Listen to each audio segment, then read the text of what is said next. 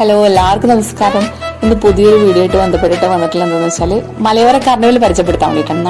നമ്മുടെ സ്വന്തം എടക്കരയിൽ മലയോര കാർണിവൽ വന്നിട്ടുണ്ട്, തീരാറായി. അപ്പോൾ അതൊന്ന് പരിചയപ്പെടുത്താൻ വേണ്ടിയിട്ടാണ് ഇന്നത്തെ വീഡിയോ.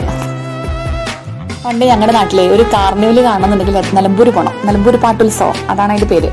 നിലമ്പൂർ പാട്ട് എന്ന് പറഞ്ഞിട്ട് നിലമ്പൂർ കാർണിവൽ നടക്കാറുണ്ട്. അതെല്ലാ വർഷവും നടക്കാറുണ്ട് കേട്ടോ. പക്ഷെ ഇപ്പം എടക്കരയായിട്ടും കരളായി ആയിട്ടും ഒക്കെ പല സ്ഥലങ്ങളിലും ഇതിൻ്റെ ഒരു സബ് എന്നുള്ള രീതിയിൽ പല പേരുകളിൽ ഇടുന്നുണ്ട്.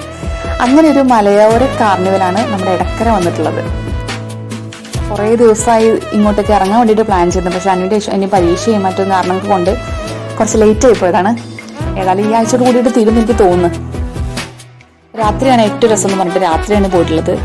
നല്ല രസമായിരുന്നു കാണാൻ വേണ്ടിയിട്ട്. ഒരുപാടൊന്നും പ്രതീക്ഷിക്കരുത്, പക്ഷെ ഉള്ളത് നല്ല അടിപൊളിയായിരുന്നു കേട്ടോ. എടക്കര മുണ്ട എന്ന് പറഞ്ഞിട്ടുള്ള സ്ഥലത്താണ് കേട്ടോ അത് നടക്കുന്നത്.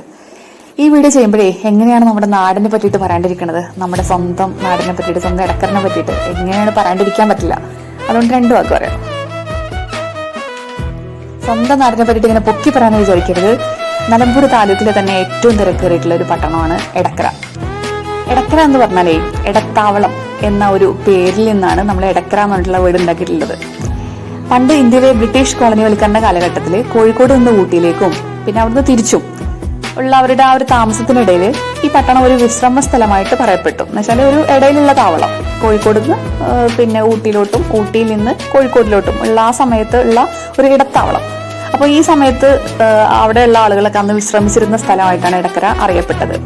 അങ്ങനെയാണ് ഇടയിലുള്ള താവളം അഥവാ ഇടത്താവളം എന്ന് അറിയപ്പെട്ടത്. പിന്നീട് ഇത് ഇങ്ങനെ പതുക്കെ പറഞ്ഞ് എടക്കര ആയിട്ട് മാറുകയാണ് ഉണ്ടായത്. ഇതാണ് എടക്കരയുടെ ഒരു ഐതിഹ്യം. ഇവിടെ സംസ്ഥാന പാത 28 നിലമ്പൂർ മുതൽ ആരംഭിച്ച് ഊട്ടി, മൈസൂർ, ബാംഗ്ലൂർ എന്നിവിടങ്ങളിലേക്കുള്ള ഹൈവേകളിലൂടെ ഈ റോഡാണ് ശരിക്കും ബന്ധിപ്പിക്കുന്നത്. ഇവിടെ അടുത്താണ് നമ്മുടെ ചുരം, ഗൂഡല്ലൂർ ചുരം. അത് കയറി കഴിഞ്ഞാലാണ് പിന്നെ ഊട്ടി, മൈസൂർ, ബാംഗ്ലൂർ ഒക്കെ. ഇവിടുന്ന് ഊട്ടിക്ക് ഏകദേശം 100 കിലോമീറ്റർ അങ്ങാണ്ടേ ഉള്ളൂ കേട്ടോ. മുണ്ട എന്ന് പറഞ്ഞിട്ടുള്ള സ്ഥലത്താണുള്ളത് കേട്ടോ. അത്യാവശ്യമൊക്കെ ആൾക്കാരൊക്കെ ഉണ്ട്, നല്ല തിരക്കുണ്ടായിരുന്നു. നല്ല അടിപൊളി കാഴ്ചകളാണ്, ഒരുപാട് റൈഡുകളൊക്കെ ഉണ്ട്, നല്ല ഒരുപാട് ഭക്ഷണം, നല്ല അടിപൊളി ഫുഡ് ഉണ്ട്.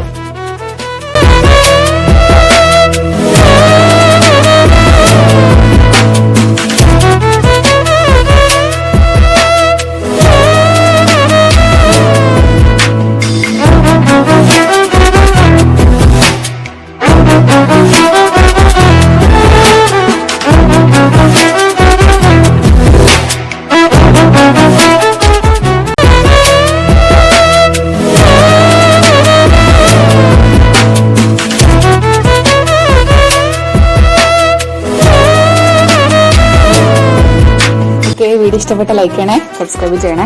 അടുത്ത വീഡിയോ ഇവിടെ നിന്ന് വരാം കേട്ടോ. Thanks for watching.